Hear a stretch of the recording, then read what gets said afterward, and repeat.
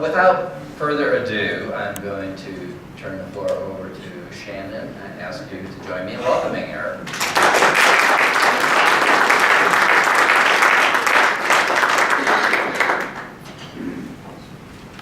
Thank you guys very much.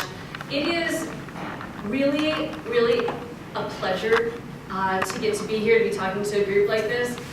I actually got my start as a geologist as a child attending a community geology group. We were more of a rock hound than true geology sort of thing. And so I grew up raised entirely on the idea that you were never too old to crawl underneath a barbed wire fence for the right rock. And so I joined that group when I was 5 years old. My dad, who took me, was the second youngest member. And it was just, that was what nurtured me along and made it a possibility for me to actually go into geology later. And it was having a whole community of people like that. So it's really, really great to be able to come back to a group sort of like that and feel like I'm coming circle in some ways. So I want to talk to you guys a little bit today about blast, bifurcation, and buoyancy. These aspects that we're getting in modeling volcanic plumes using these 3D things.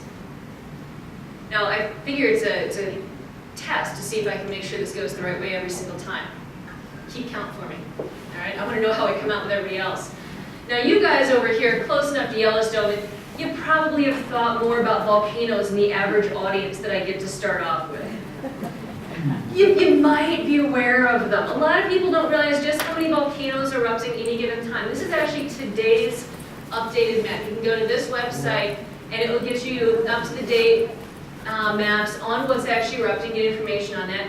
That is 40 eruptions actively going on today. At least was this morning when I filled this in.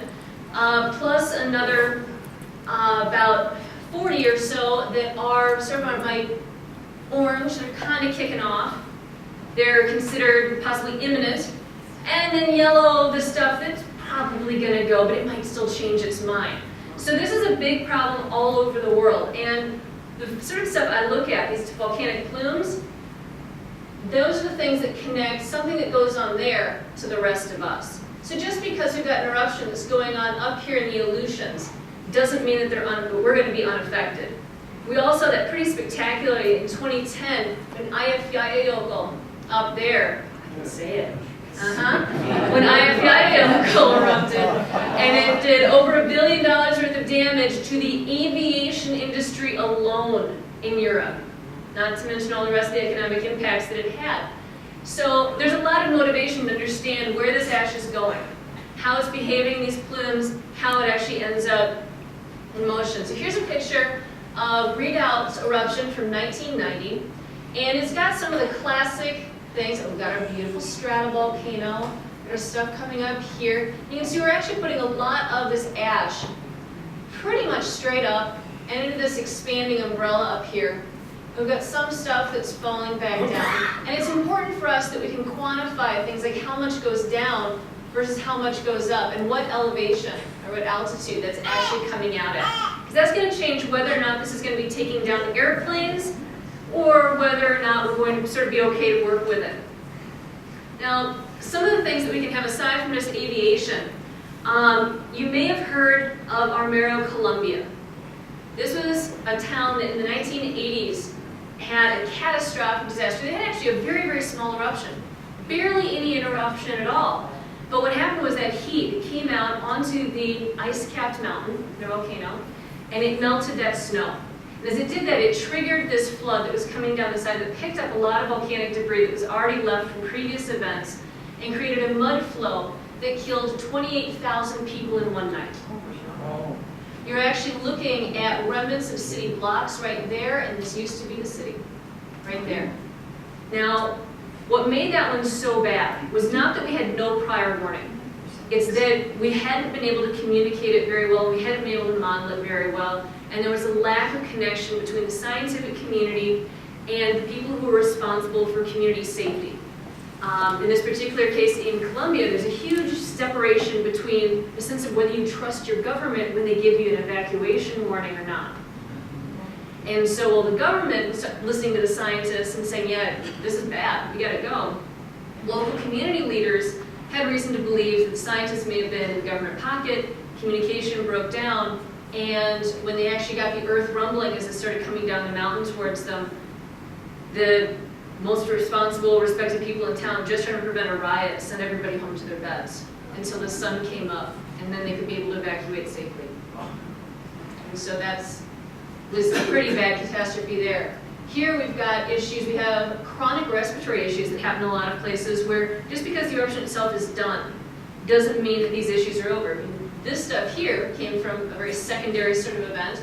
Chronic respiratory issues, this is in Ecuador as well, that as we get, say, dry season, it's going to kick up that fine dust. I was in a village in Ecuador a few years back where they were talking about how small children in particular were very, very vulnerable to respiratory illnesses and rashes and various problems because you can't convince a 2-year-old to keep a mask on. You get a 2-year-old, it's a beautiful sunny day and they want to play outside, they're not going to wear that. They pop that thing off and like nobody's business. It's hard enough to keep shoes on them. You know, a mask's not going to do it. And so being able to map in advance where this stuff is, what the size range is going to be, we can start actually putting together packets, trying to do what outreach we can to help as much as possible to these communities that are getting this heavy impact. This, by comparison, is a primary hazard where the plume itself is simply collapsed. Instead of going up like in the picture from Redoubt, it's come down the side of the mountain and it's actually flowing out into the sea. Now, if you're standing there, you're okay. And if you're standing there, it's Pompeii. You know, you are going to be gloriously entombed, and they will, you know, sing songs to you later if anybody realizes what happened. But there is no surviving one of those if you get caught in the immediate track. So it really behooves us to start figuring out what these things do. We've got these sort of behemoth possibilities, and the nice thing is they don't happen frequently. But the hard thing is when they don't happen frequently for the specific kinds, it's hard for us to be able to prepare for exactly what we're going to have. So we come back to kind of basic anatomy of a plume. We've got my awesome little sad volcano right there, and we've got this blast. And the stuff that originally comes out of that vent is actually denser than the surrounding atmosphere.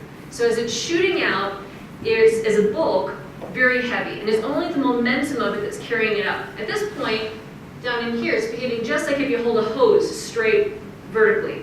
The water pressure is pushing it up, you reach the top, it sort of fountains, and comes back down. That's going to give us something like that pyroclastic flow. What it's doing, though, the water from your hose isn't, is that it's mixing turbulently with the air around it. And it's pulling it in and training it and adjusting it. As it pulls in turbulently that surrounding atmosphere, it's heating it up. It's transferring the heat from the ash to that air, and it's expanding. And so we get to a point where we can rise buoyantly in this convective region, just like a hot air balloon. And we'll keep going up until we reach the point where it's neutrally buoyant. We spread out. And that's going to be very, very strongly influenced by things like what's, the atmospheric profile. How cold does it get? How quickly that you go up? Do we have ambient wind pushing into the side of it, helping it mix more area? Do we actually have a very humid environment? What's that going to do? We're going to have all these things that will change how this is going to behave, how it's going to grow, or how it's going to shrink as it goes forward. Now, historically, we've used models that look schematically something like this to understand ash on the ground so we can try and figure out what happened from past deposits. So look at future scenarios where we start with a volcano and we just have some arbitrary, whether a wad directly in the sky or a line of it, of ash, and we just let the ambient wind take it. And so these are called advection, diffusion, sedimentation models, or ADS. And over time, as we go through time steps, we start out with a very tight wad right there of the ash, and it just sort of spreads out as it goes downwind. You can think of this like the bubble wand method of ash prediction. You blow through the bubble wand, the bubbles are broadly going to go with your breath and spread out. Now this works really, really well in certain situations. It's great as we get into these further out transports from the vent itself. We start talking more specifically about aviation. We worry about heights. So in this image, this is from Redoubt, which you saw the image of earlier. And the black outline is the plume as seen in satellite imagery. So at one time step there, here's a later time step. And the speckles are for ash occurring at these levels, kilometers high in the atmosphere. And so this model is actually doing a good job of capturing both the footprint at these different time steps and also structure within the plume. This helps us when we have to be able to quickly divert flights. We might not always have as much warning as we want, so we want to be able to know what sort of flight deck we're on as we're trying to be able to work with a flight that might already be passing through an at-risk region to get them to safety as soon as possible. What it doesn't do is tell us anything about what's happening close to the vent. So we can try and cover that a little bit by just running it a whole bunch of times, coming up with a bunch of scenarios. You can throw that onto the supercomputer, run it that way, get a sort of probability distribution, and just sort of like guess in the near vent situation, try and get some estimates. Or we can move all the way over to plume dynamics. And this is something that historically, when we were first creating those other models, we couldn't do. Our computers couldn't handle it. Yeah, the #1 model that we used to understand old deposits so we can predict future events was written in 1983. Think about the computers that we had in 1983. I mean, my phone is going to outperform that now. But that was what we had. It was cutting edge, and it was brilliant, it was insightful, but it had to make a lot of simplifying assumptions that aren't necessarily true and aren't necessarily accurate, and they're creating a whole bunch of problems now when we're trying to apply that stuff.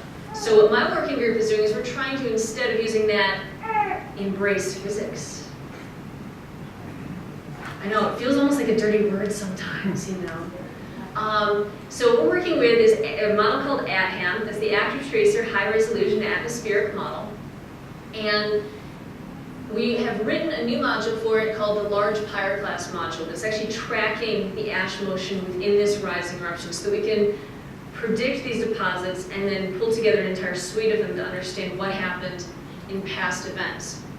So let's talk about what a deposit looks like. What do these things actually exist as? So I did a fair amount of work actually out here in Indian Craters, California, located right there. And you can see here we're looking kind of down this line of domes.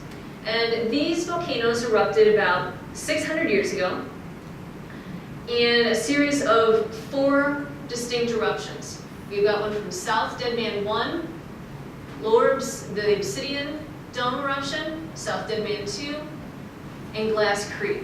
And they're in 2 separate columns right here because 2 of them went north, 2 of them went south. And so these are the northern ones and these are the southern ones right here. And the order of events actually sort of hip-hopped back and forth between those 2, alternating direction.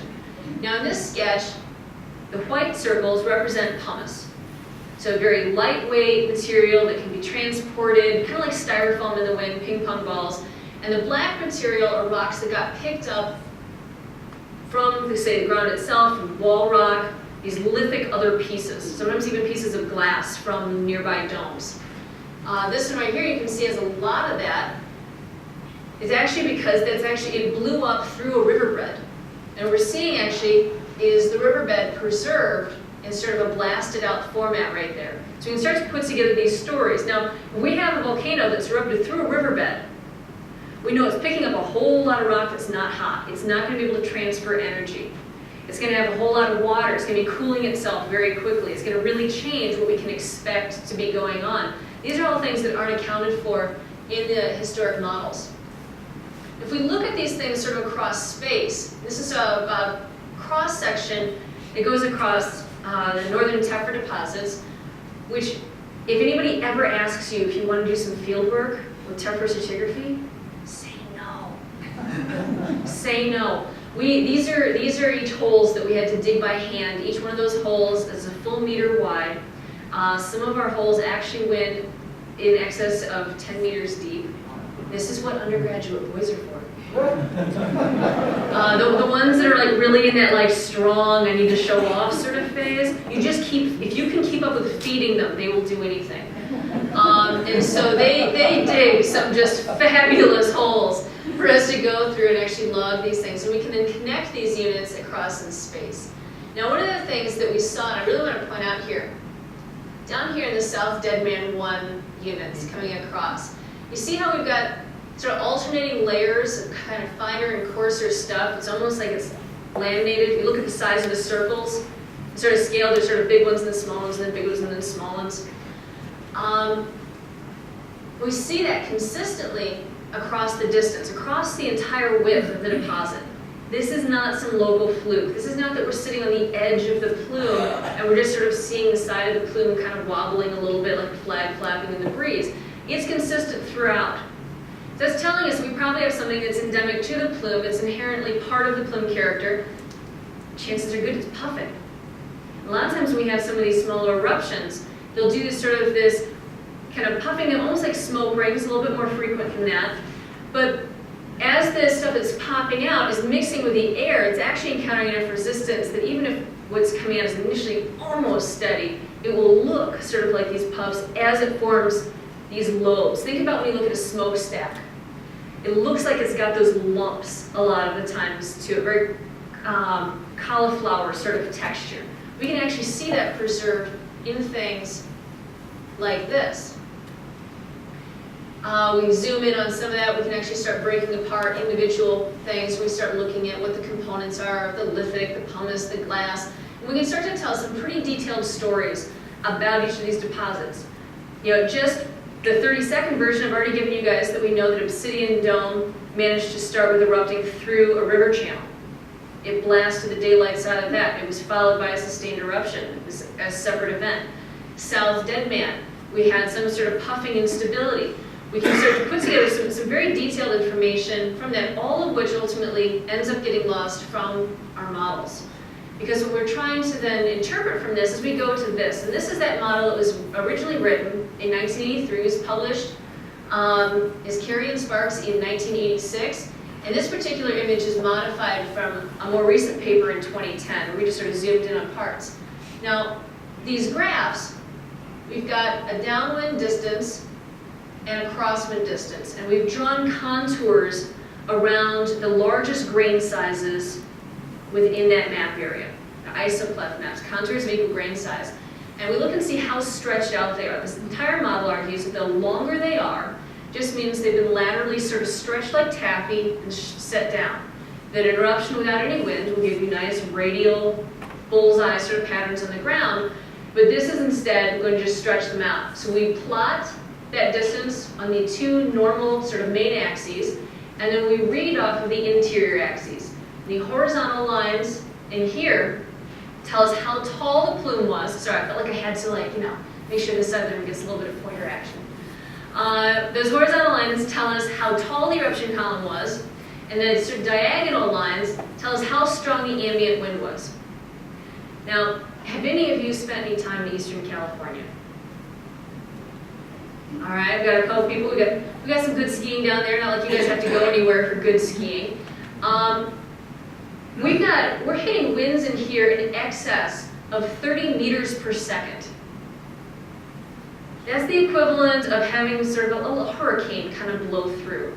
And it's doing that on an alternating basis between these eruptions, where one day it's shooting north, and the next, say, week, because all of these happen within one summer season, the wind is shooting hurricane levels the other direction to the south. What are the chances? I mean, those of you who've been to Eastern California, were you blown away by like literally trying to hold on to the ground? I mean, these are sort of what we're talking about. And so this is telling us that for these relatively small plumes, we have a breakdown. We knew that we were in trouble a little bit anyway because of these simplifying assumptions that we have, but they're really starting to fall apart in these situations. Now, on one hand, you could say, well, there's some little eruptions in California. We get too many Californians anyway. Let's not talk about this. The flip side is that this is actually just representative of what it does for relatively weak eruptions, anything that's bent over by the wind. Problem is that's 90% of eruptions that happen in any given year that have an explosion. Almost all of them will be bent over by the wind, which means that all the eruptions that are prehistoric that we're trying to look at to understand safety in any given place We're using this to interpret, and we're getting some pretty wonky answers.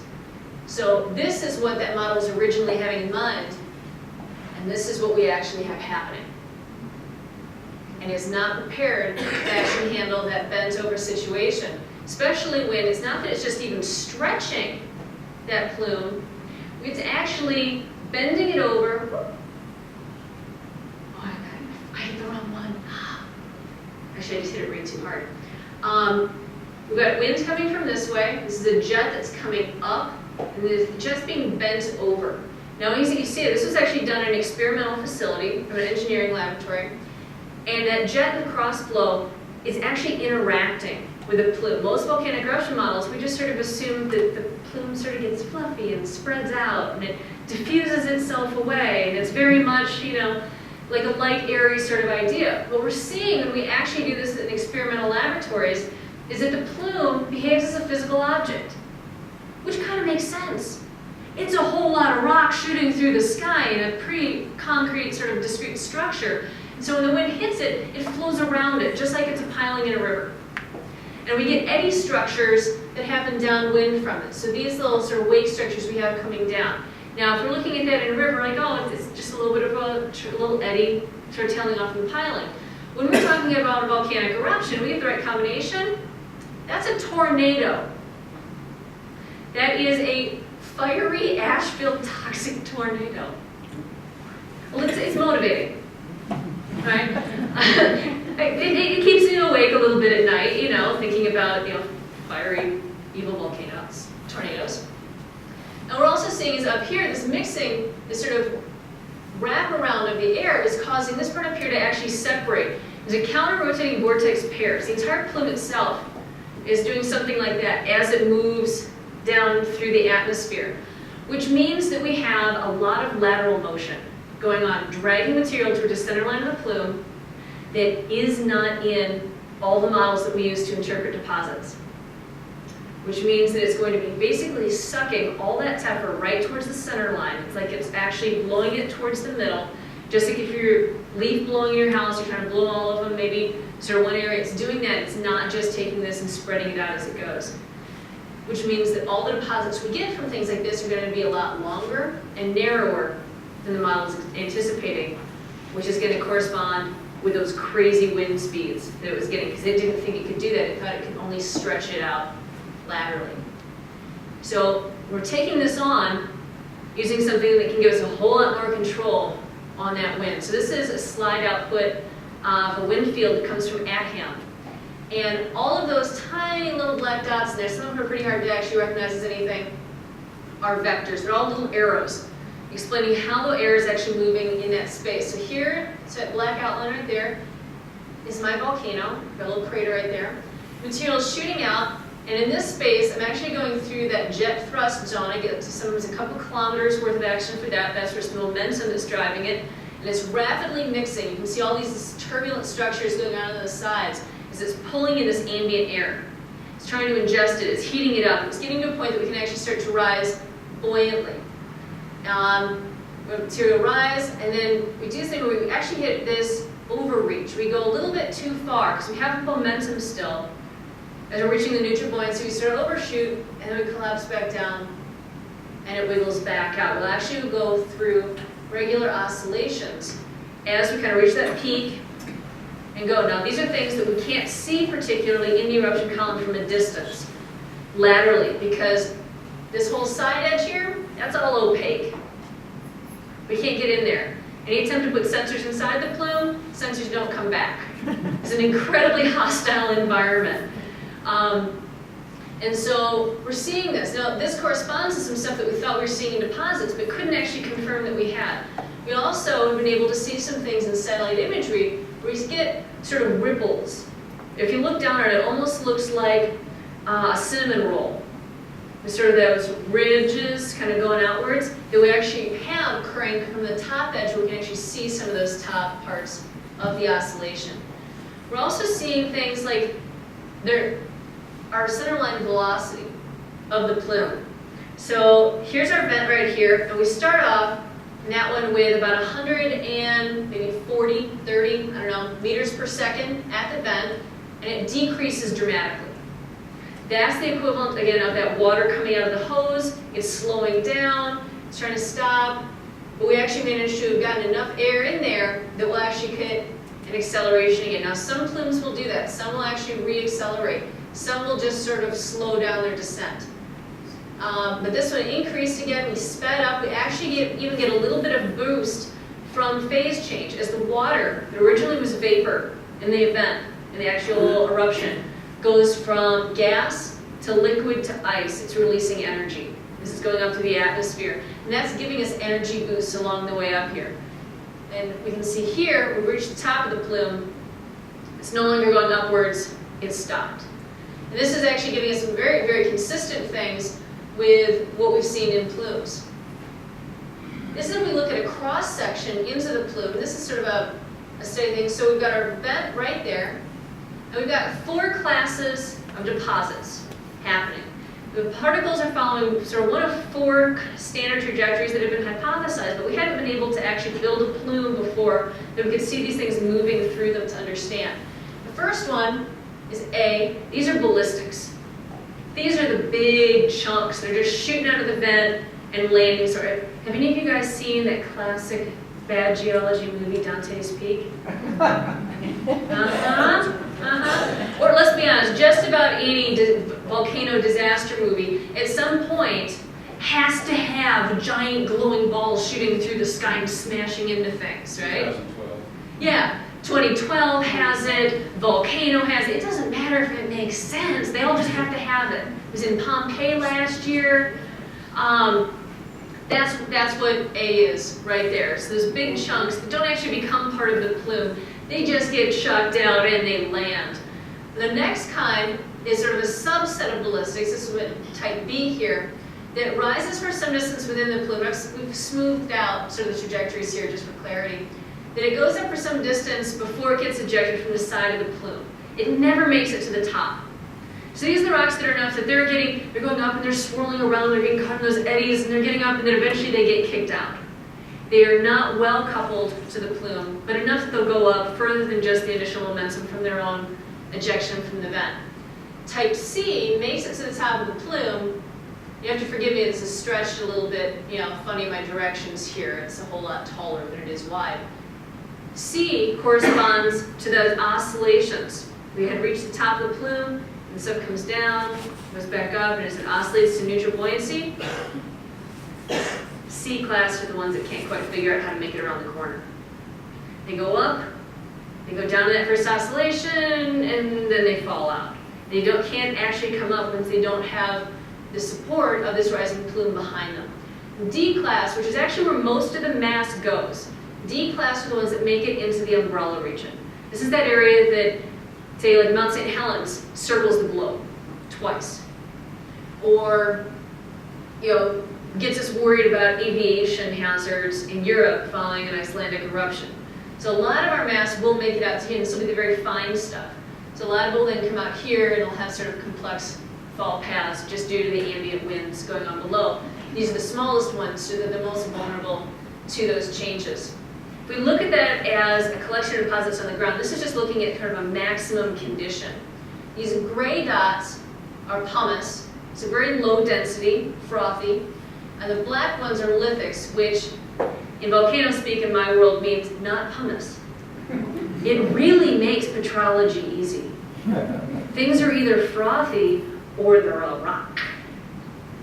So these are the rock things. If we look at the distribution of how they fall out, here in A, I get stuff that, here's my distance from the vent, here's the size. So my bigger ones are making it just a little bit further out from the vent. That's because they've got more momentum when they're shooting out. They're going just a little bit further. Then I've got my B zone here. I've got some stuff that is coming out, and my lines are definitely shifted. That is no bueno at all. So this right here should be B zone, and that right there is B zone on the pumice. And you see this really vertical jump right there? Where in a very short distance, I have from very coarse to very fine material quickly just all falling out of the plume like it's like rats off a ship. That's the C group.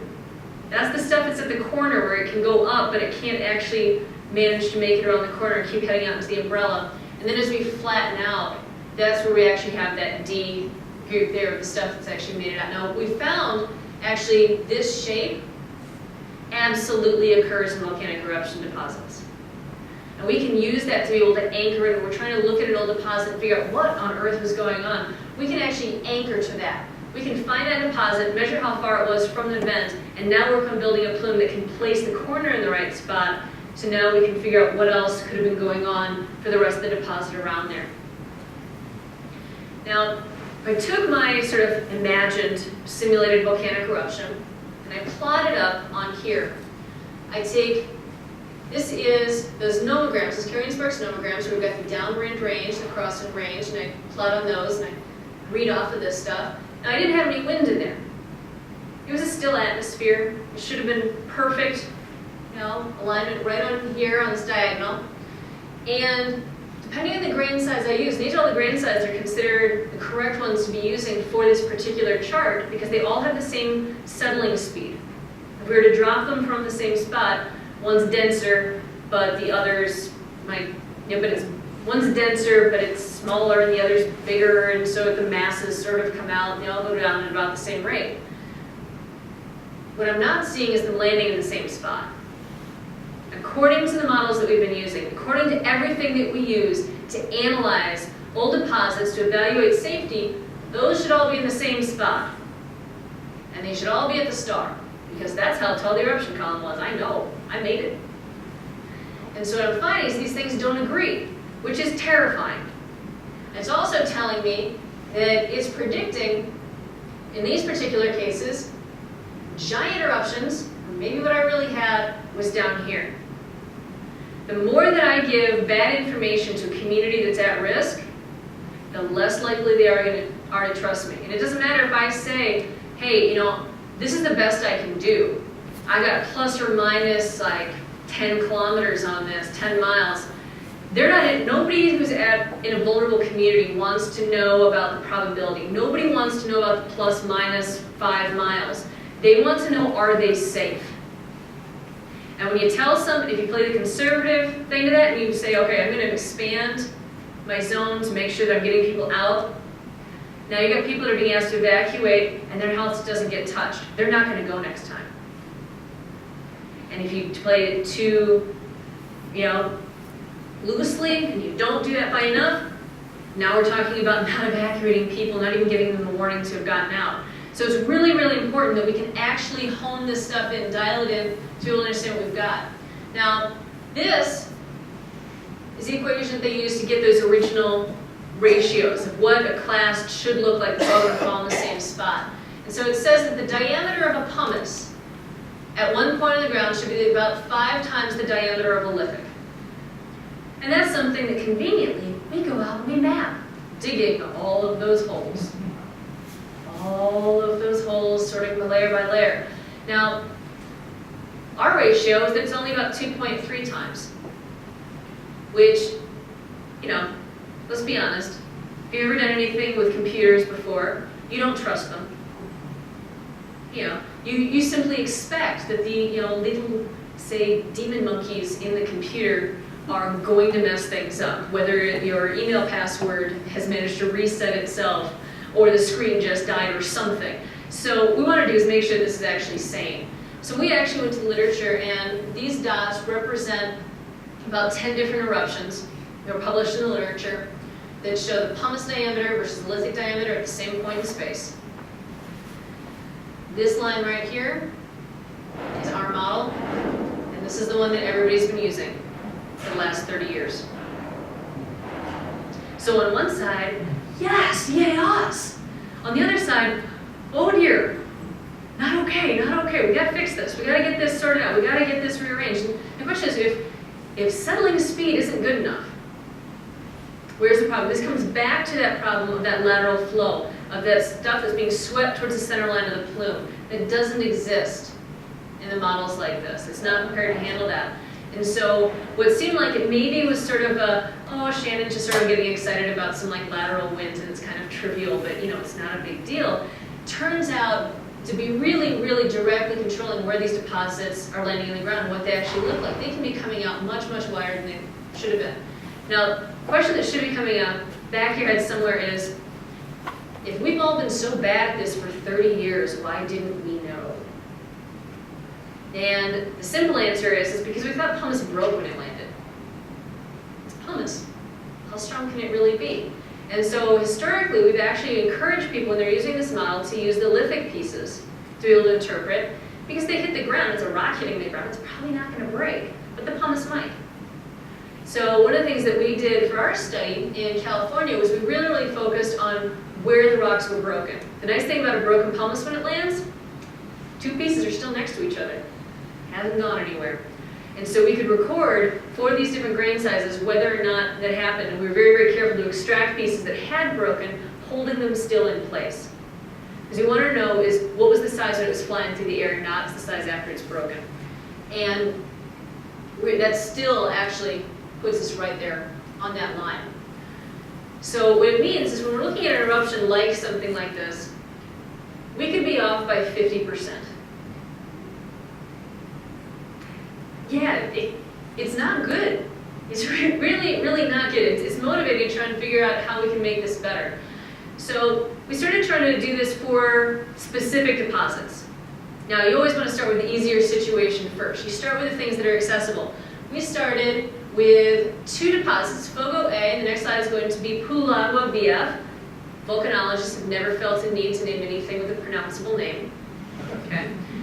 And we picked these because these are basically the two tephra fall deposits in the world that are concentric, that we know about. Most of these things are occurring in wind. Since I told you that probably all the models are for the ones with wind, again, that's coming back to how this is a real problem we need to solve. So this is an island in the Azores. We've got our vent sort of right in there. We've got a lake that's sort of what's left of it now. And we've got these tephra deposits going out on either side. These are our grain sizes. So all the way over here, that's still 2 centimeter pieces of rock, lithics. Pretty good size. I mean, you know, to be traveling that far. Over here, we're talking about blocks the size of a meter coming out. You really don't want to be there for it. It's quite unpleasant. Pulagua BF, there's ketone, for sort of context, a little bit in location, that we're talking about things that are occurring in the areas that will affect urban environments, large populations.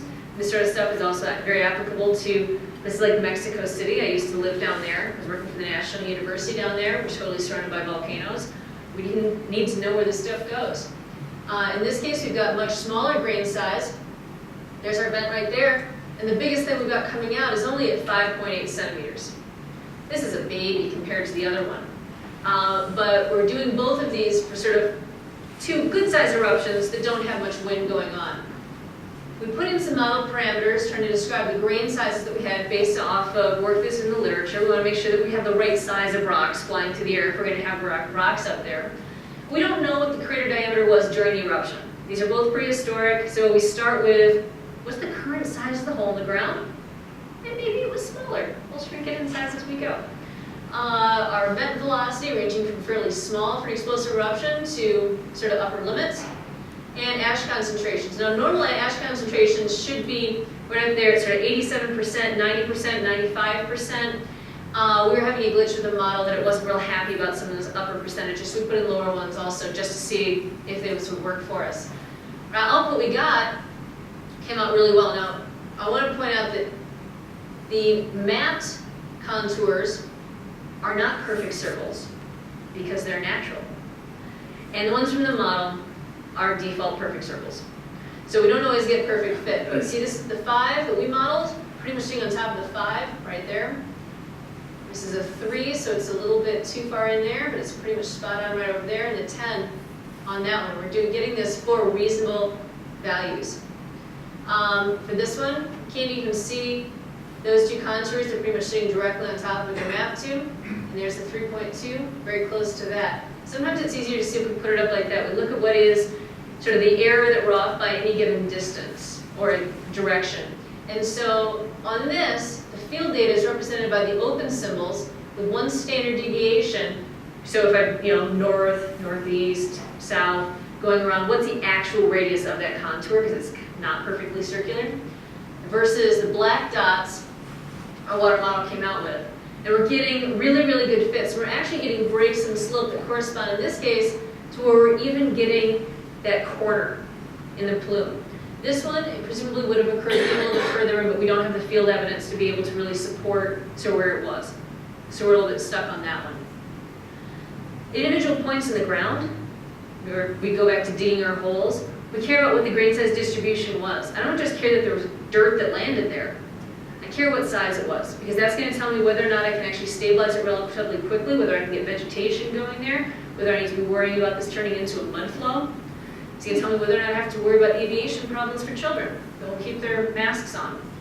And so I'm looking at the grain sizes. This is using sort of the phi scale, which is negative log base 2, which is really one of those sick jokes in geology. But I've got the open symbols, again, represent field reports from, say, 6 kilometers distance, and the black symbols represent what the model came out with those ratios. And so I'm actually getting some very, very nice fits, but it's ultimately just the tail end of a very broad curve of all of the material that's coming out. A lot of the mass that was being erupted that's even in our model that's sort of making it kind of the fluid aspect to it is on the micron scale. But when we're talking about the stuff that's actually coming down near the vent, we're getting almost perfect fits. Here we're actually comparing our model heights to other stuff that's in the literature. So some of these things, like this is the carrying sparks that's been done in the past for that one. They got up to 37 kilometers tall for the eruption column. That now becomes a standard when they're going to evaluate what the next eruption could be. How bad is it going to be? We're pretty certain it was maybe like 27 at best. That's a pretty big difference in what the maximum condition would be when we're worrying about how to evacuate people, how to make sure that we've actually got people in the right places for safety. For the FOGO A, we had sort of a range there on what we thought it could have been. There wasn't a whole lot of coverage for past work event. We would only report on ones in this image. They were done by somebody else. We don't want anybody to say that we were just sort of bad at using that other model, so we had to find it in the literature. And they actually used sort of the low range of what their model could have even done. So if we take this into 3D, let's take a look at what happens when we start bashing one of these things with wind. This one is a volcanic eruption that has no wind. It's erupting out, and we've got our vent is right down here, and we've got material shooting up, spreading out, it's mixing all the material in, starting to spread out, but you see these legs that we have, these sort of purple-blue legs, this is a cutout. It's collapsing. This material is not all going up. In fact, we've got material right there at the bottom that's collapsing against the side, and something comes up actually several kilometers and then starts to collapse back down in these veils of deposition that we weren't accounting for at all previously.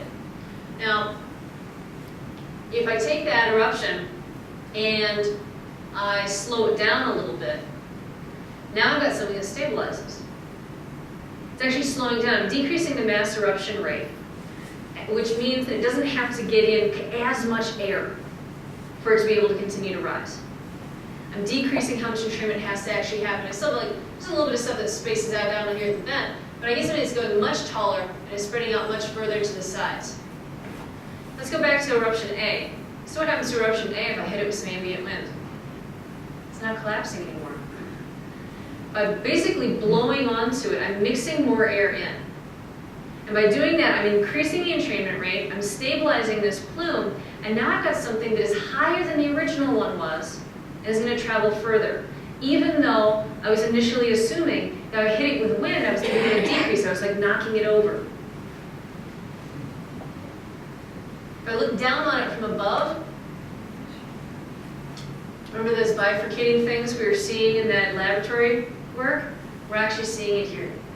It's bifurcating, it's splitting, and the material is rotating from the outside, so it goes from like here, across the top, gets that side, and then swoops back underneath.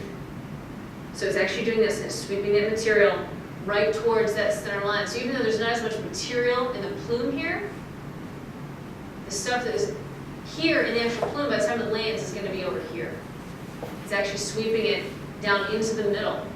These lines, I should have said it, I'm sorry, are concentration of ash in the plume. You can see we get a little bit of squaring effects right here. That's as awesome as it would be to be able to claim that I had found the first square volcanic eruption, that part is sadly just a numerical artifact of our grid spacing. So not so much square there, but as we get further from sort of that event, that dissipates and we see that effect. Let's go back to that option B. Remember, option B was where I slowed my eruption down and then it was happy. This is B, but with a crazy amount of wind. I went ahead and hit it with the same levels of wind that we said that we were hitting those eruptions with in California. And do you see that little blob right there? It's really sad. It's just sort of like this little blob. That's what's left of the plume. I've knocked the entire thing down. Like I've spiked it like a football. And this stuff right here is just the fine dust that's rising off of it.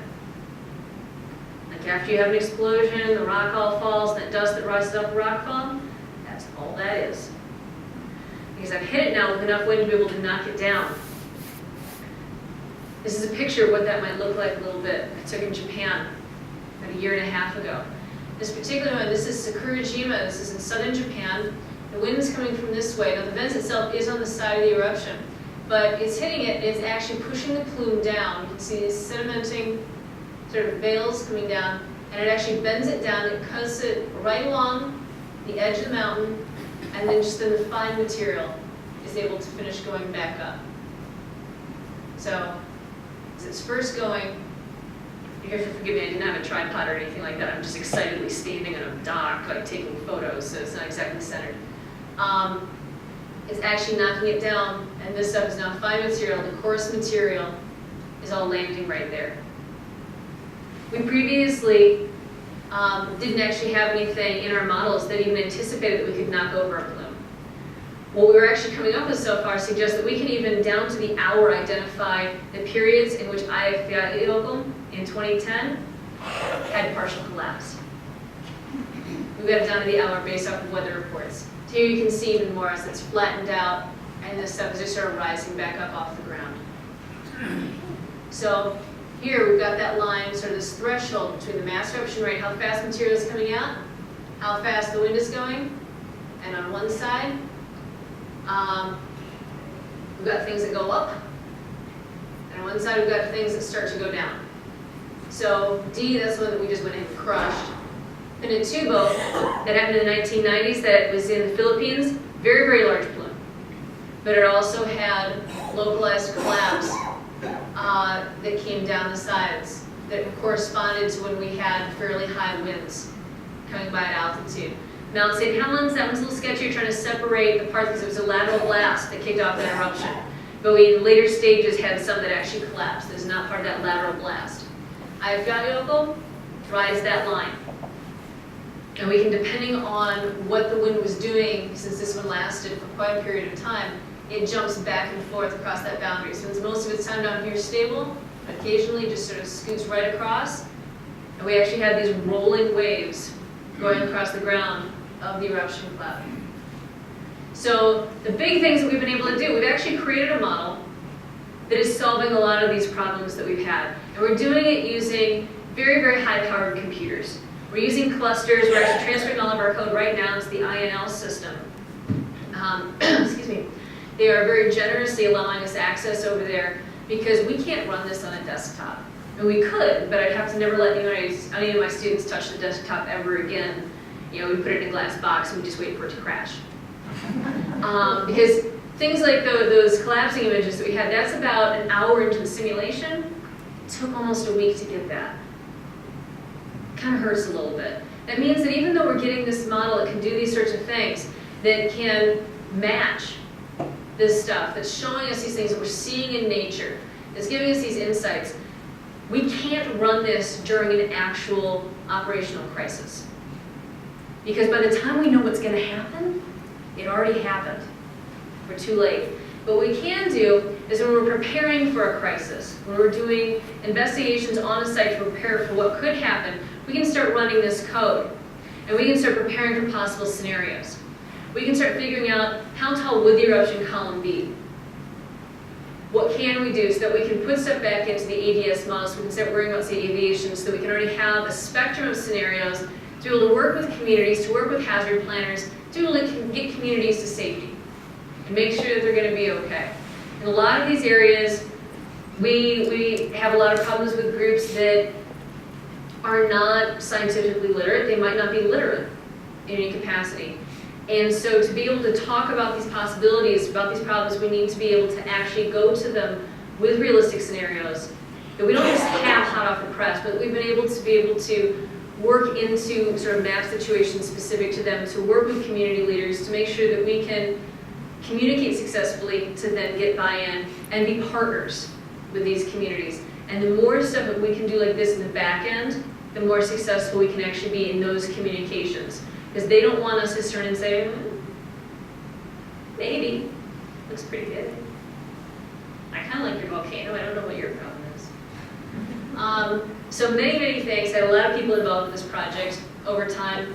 Various parts of it were funded by NSF and grants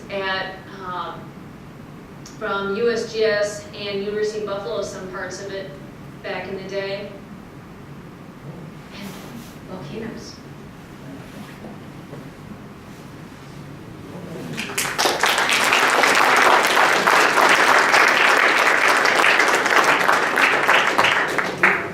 Thank you for bearing with my geodancing. It's a deep habit. Yes? Back on the graph where you showed the plume being swept sideways by the wind, and that induces the counter-rotating vortices in it. Is that similar to the effect that starts a tornado rotating by crosswinds? Very much so, yeah. So what we've got is I'm not as familiar with tornadoes specifically, but we have cross flow that's going on that's causing one part of the air to be moving faster than another. And this one's actually not probably, we get to the, Gotta go back to that. yeah, this is the,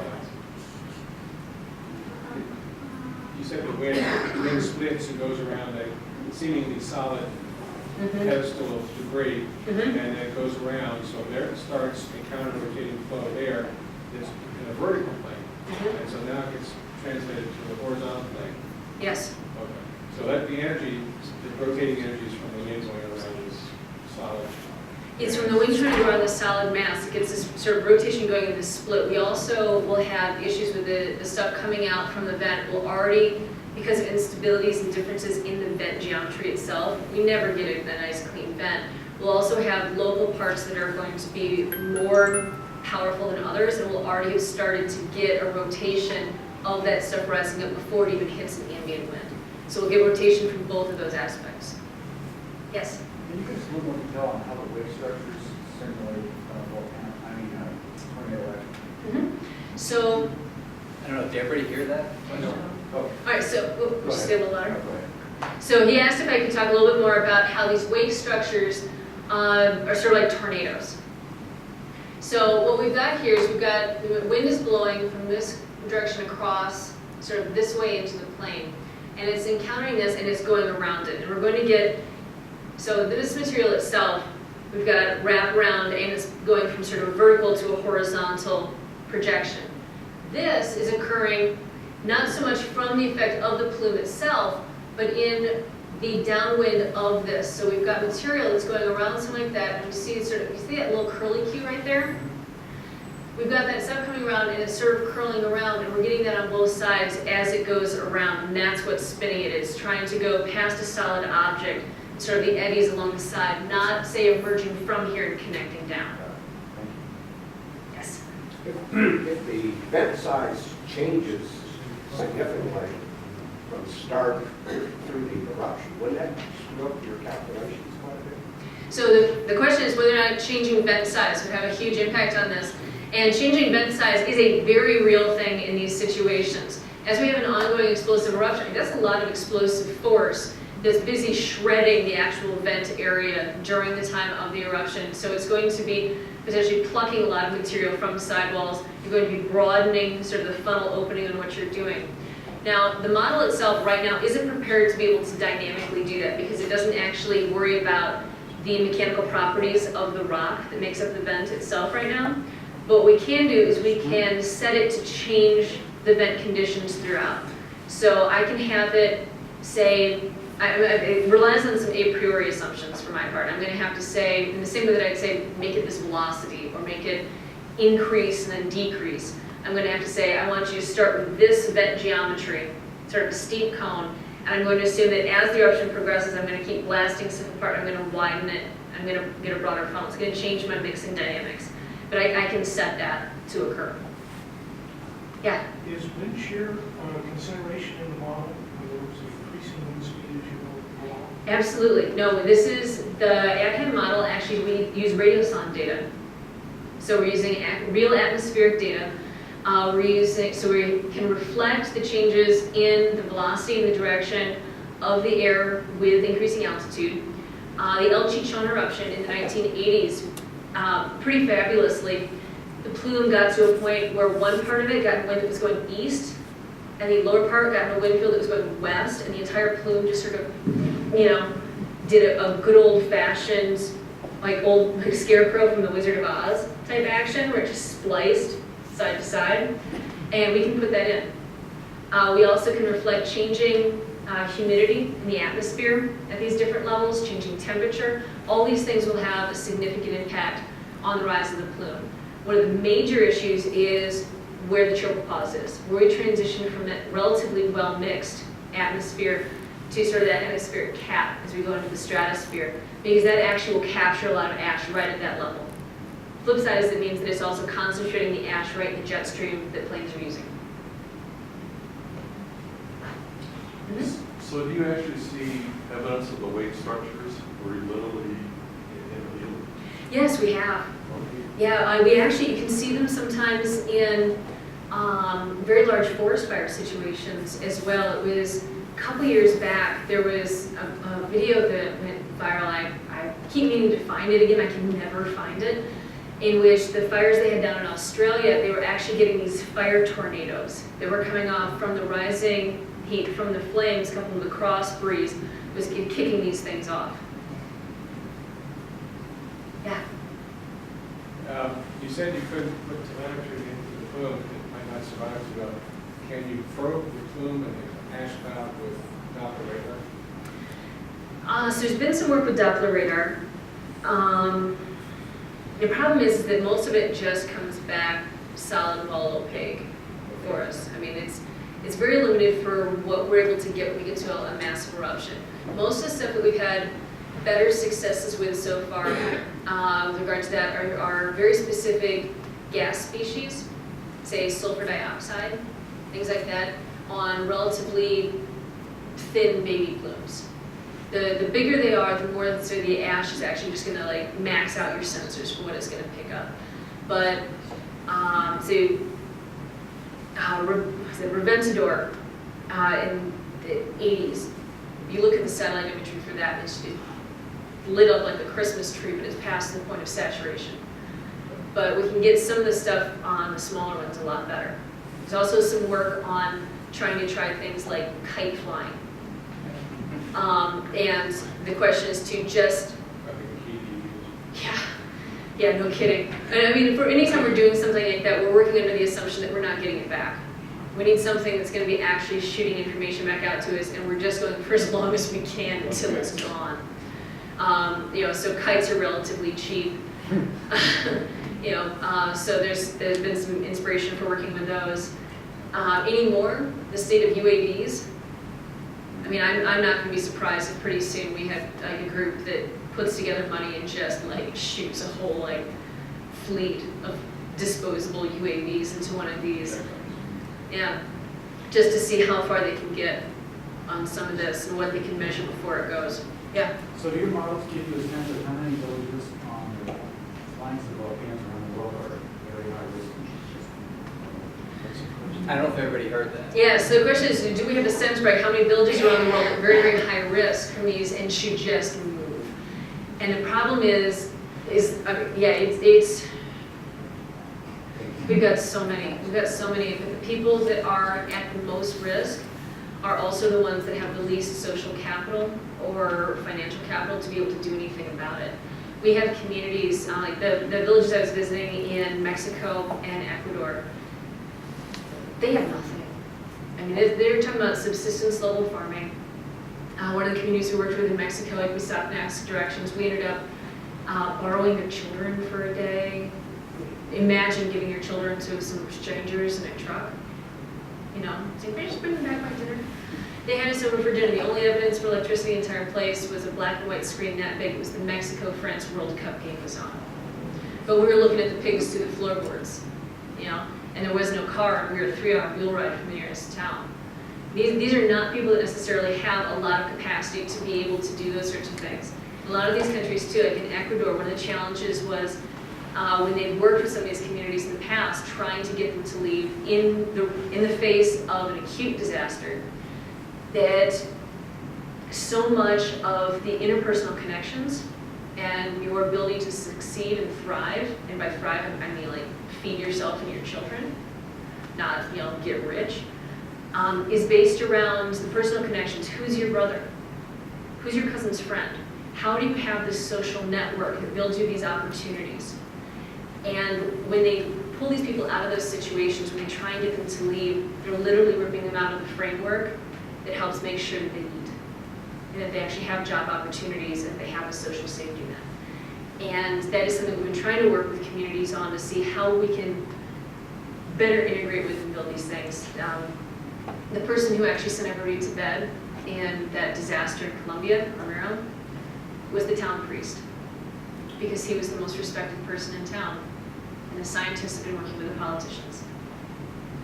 And then we run into various issues about how do you communicate successfully with the keystone people to help build capacity for these things, but in a way that doesn't undermine their current position. Because you certainly don't want to have, say, the priest, the local religious leader, now becoming just a voice piece for science that he may or may not understand, and that our prediction might only be 80% accurate. So we've got a lot of problems when we work in that social dimension. And right now, our best solution is to do everything we can before something goes wrong. Yeah. Your analysis is fantastic. The fact that you've been able to model some of these things and get good results is really exciting. But how do you translate that into a practical situation of predicting at any given volcano what is going to happen? So we have two ways to go about it. The one is sort of the direct simulation, in which we say things like, okay, based off of past behavior, I think that my volcano is going to do something on this scale. That presumes that we have past information to go from. And that's what we really, really need to be able to tap that into the clusters, the supercomputers, to be able to have multiple scenarios going to reflect sort of our upper and lower bounds of our guesses. And probabilistically, what are the weather conditions that are likely to occur? What's our forecast over the next, say, 5 days, 10 days, whatnot? And then we can actually build color overlay maps on the ground to show how much ash we anticipate landing where, what size is it going to be. It only takes a couple inches worth of ash to crush most of the homes in the at-risk areas. That's actually a major way that people die, is the home that they're in just comes down. And so we can build those, you know, relatively quickly, not really quickly enough if we actually are starting to go. But if we have a volcano that we have enough prior knowledge that we've been watching the gases on it, that maybe we can see in satellite imagery that it's bulging, that we have reason to believe it's going to go, we can actually buy ourselves time for that. The other thing that we can do from some of this is we can put together a new way to interpret those old deposits. Because all of that stuff that we're presuming that we know is a baseline for comes from interpreting these old deposits. And so that's one of our primary goals, is to use this model to fix what was incapable of being calculated on a 1980s computer. To be able to go back and incorporate physics into that, so now when we look at those old deposits, we can much better constrain what those initial situations were. Realistically, during an actual crisis, we're going to jump right back to those simple advection, diffusion, sedimentation models, but now we'll actually know how tall to put the ash in the sky.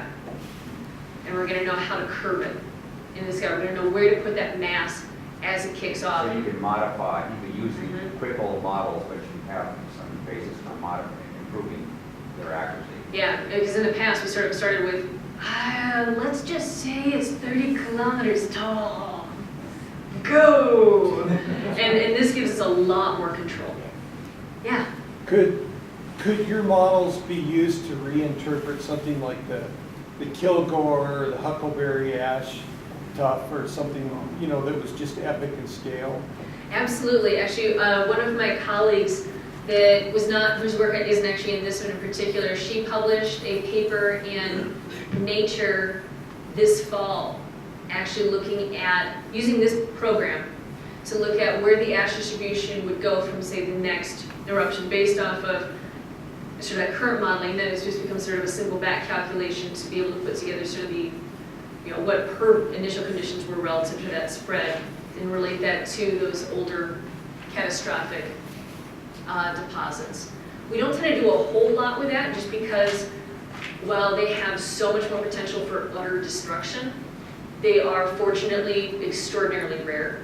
And so we've been motivated mostly at this point by trying to focus on the smaller ones that have more of an annual, like, we get ones sort of like this anywhere from like 10 to 40 times per year, focusing on those and then expanding out to those larger monsters. Yes? Does the inside of the volcano somehow condition the direction of the ash once it comes out? Is there any, does it always shoot out symmetrically, or is it sometimes bent before it even hits the surface? It can actually be bent before it hits the surface. It'll come out sort of sometimes at an angle. So when Mount St. Helens erupted in 1980, what we had was bowing, expansion underneath the volcano itself. And one side was definitely, it was like a water balloon. You're just squeezing one side, you can see it getting closer and closer to going on the other side. It was bowing outwards. And we ended up with basically destabilized the mountain. Huge amount came off. That depressurization caused the material to be able to blast out that direction. So it wasn't coming up through what we'd think of as sort of a beautiful conical top. Even those pictures from Japan, that vent's actually below peak on the side flank. Now, but your model only takes into account what happens after it comes out, right? Yeah, it takes into account for there. So we can actually orient it if we want to a little bit. We have to tweak it a little bit. What happens for most of the mass is that while it comes out sort of on an angle, where we have a very limited angle to which it will sort of not go up. It's going to go up. It's just whether or not we have to account for curvature earlier on to open that. If it's coming out very, very laterally, then we really can't do much for it for something like this. But for something that's rising in a broad sense up, if it's coming out really laterally, we're probably going to end up with pyroclastic density current, pyroclastic flow. And we've got other approaches that we can use that are a little bit better for those. But most of the eruptions, they're not going to be perfectly vertical, but they're going to be close. And once we get out of that initial momentum zone, it's going to be more important what the wind is doing relative to it than what the initial angle is, because it's going to be driven by the heat rise. Yeah? You said houses in these villages can collapse with the ash. So how much do like a couple of 3 inches of ash weigh per meter? I don't know if everybody can hear that. So the question is sort of going back to the idea that a little bit of ash could take down a house, take the roof down in some of these places. How much would, say, a couple inches of ash per meter actually weigh? And no one panicking. Oh dear. So the pumice is going to be somewhere in the order of 500. Kilograms per cubic meter.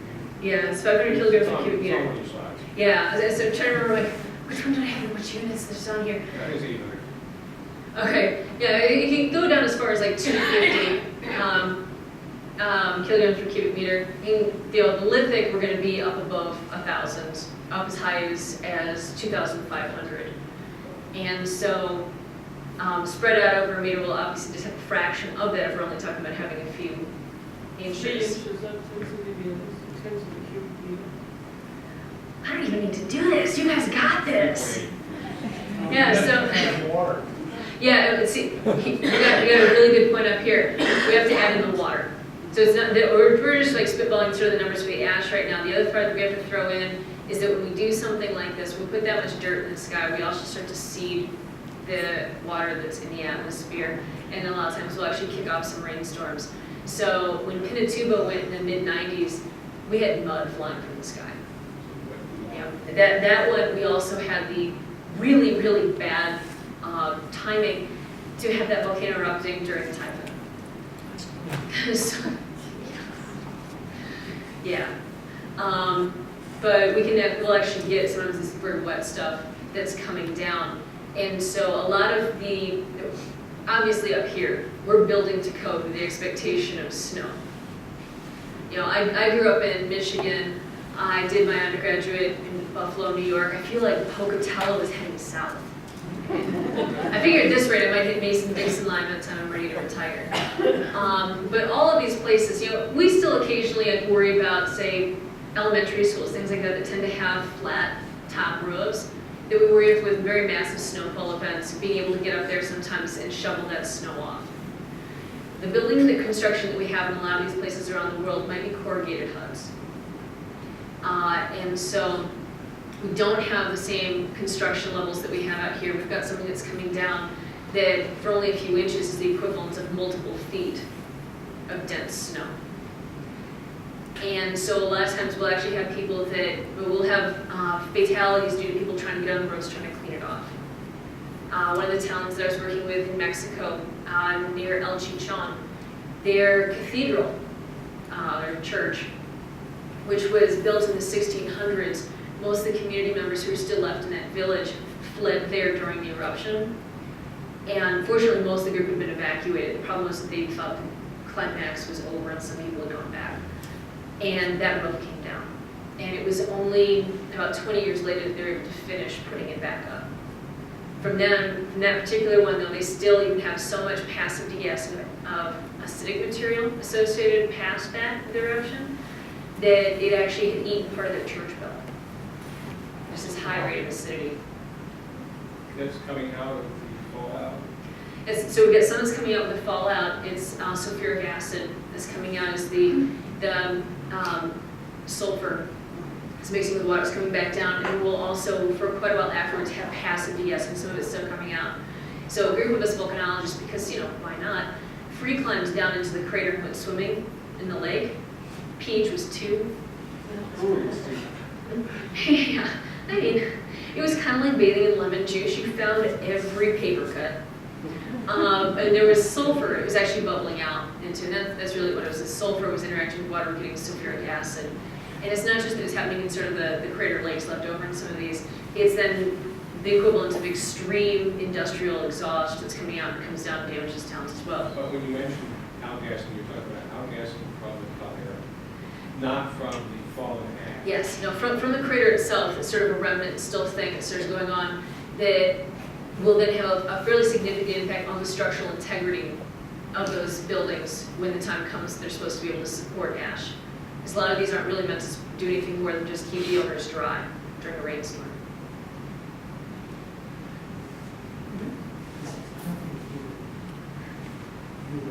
But if you've seen the YouTube video we got with the lava lake, the lava lake, is there an outlet to that, or is that just percolating a pot? Let's just see. So the question is there's a video that's going viral right now with a guy that's rappelling down into a lava lake in a volcano, and whether or not there's an outflow to that, or whether it's just sort of a contained cauldron of burbling, angry fire. And it's a cauldron. Yeah, it's not going anywhere. So we have a few persistent lava lakes around the world. Erebus, down in Antarctica, we've got one that's in Africa, we've got one in Chile, where just sort of the balance we get of that magnet's risen up enough that we can actually see it from the surface. It's not some sort of deep plug. And we have enough flux of that it's keeping it rejuvenated and hot. And so we'll actually get a skin on top of that sometimes, kind of like when you're cooking pudding. You get that nice skin on top, and the bubble comes up and it breaks, and it kind of swoops to the side. We'll get some of that action going on. But it'll actually be persistent. And then as we decrease that flux, the entire lava lake level might, say, go down. And the whole lake itself rises and falls according to the amount of magnets recharging into the system. We can sometimes get those without, like a lava lake without like a nice big edifice. I'm actually doing some work with NASA on one that we had for a while in Idaho, where they started out as a lava flow that managed to build up its own levees and create a lava lake for a while. And one of the cool things for that was as it was starting to solidify, it had a late stage blast when it hit some groundwater, chucked some big old rocks out. They punctured the top of the lava lake, and the lava started oozing back out. So we get these like little lava mushrooms. They're fabulous. It's like, you know, Alice in Wonderland meets volcano. Yes. With all the statistics that education and different organizations have put together, you have the people in the areas of the ring of fire put all that information together and sort of figure out where this lava flow is going underneath the crust of the earth. So being able to identify around ring of fire, which when you back in that first slide, all those volcanoes that are going off right now, it pretty much is a ring of fire on fire, right? It's very active right now. Being able to identify where these things are going to go. Now, for the explosive side, we have to actually instrument the volcanoes. We have to listen to them. We're listening with seismicity. We're listening with infrasound. We're listening, you know, in a variety of contexts. We've got gas meters on them. We're looking at sort of tilt. We can actually use INSAR to measure millimeter scale fluctuations in the surface. So we've gotten a lot better from a distance being able to do that without having to actually send out an emergency response team to be stationed on that volcano. So we can do it with a lot less manpower. So you can prepare somewhat for that. We get a much better idea. Lava flows are their own special sort of challenge. Because once you have a lava flow going, it's not going to behave just like water. Which, I mean, if you have a flood, it's going to go downhill, right? It'll stay in the channel, maybe slosh up sort of the sides as it goes around curves, but it's going to stay very channelized. Lava is going to broadly go downhill, but because it gets that crust on the outside as it's still moving, it'll build up internal pressure and it'll be able to pop out in other directions. It makes it very challenging to predict exactly where it's going to go and how fast it'll get there. That was a big deal this, say, August, September, October in Hawaii. We had the community of Pahoa was going to be hit by that lava flow, and people would sit out in their lawn chairs, you know, and watch and see if it was coming. I mean, it was going slowly enough that, I mean, you might as well like enjoy the show if your house is going to burn down, right? But it was hard to know how much of the community was going to be hit, and there was nothing they could do about it. My question was more centered around the Earth people getting together, not just me, you, and that organization over there. I mean, a consortium of people who are interested in knowing what the Earth is doing, and particularly the volcanoes. They've done it with ice, they've done it with, you know, glacier stuff and so forth. They, being everybody getting together, is that happening? I think that the issue is that something like ice we're able to globally view in a much better way. Be able to take that on from a volcanic perspective, we're talking about where an eruption is going to occur, it becomes about individual monitoring. We know that we have, we know the spatial pattern of where we expect volcanoes to occur. We know that when we have subduction zones, we're going to have sort of dehydration of the material going down. It's going to put water into it. It's going to decrease the melting temperature. And we're going to start having these eruptions going up on that side. We can even figure out sort of how long it's been since anything has gone to get a rough sense. The problem is the error bars on some of those calculations are so large compared to humans' life scales. You guys may have heard about the whole like Yellowstone being wildly overdue for an eruption. Well, I mean, the error bars on that are enough that I moved here, right? You know, volcanologist, and I moved to this area. I'm clearly not that concerned. You're on win. But I mean, really though, you don't want to live that one out. So You know? gotta do a t-shirt with that on. You're up win. Shannon will be here for a little bit while we put things away, so you catch her briefly. But a couple of things as we wrap this up. One is that apparently 30 minutes ago, some of you already know there's a truck stuck on Highway 22 near milepost 7 outside Wilson. Expect at least an hour delay on Highway 22. So there's that. In 2 weeks' time, I should have mentioned at the start, I said that Shannon had driven over to Pocatello, but I didn't make clear that she's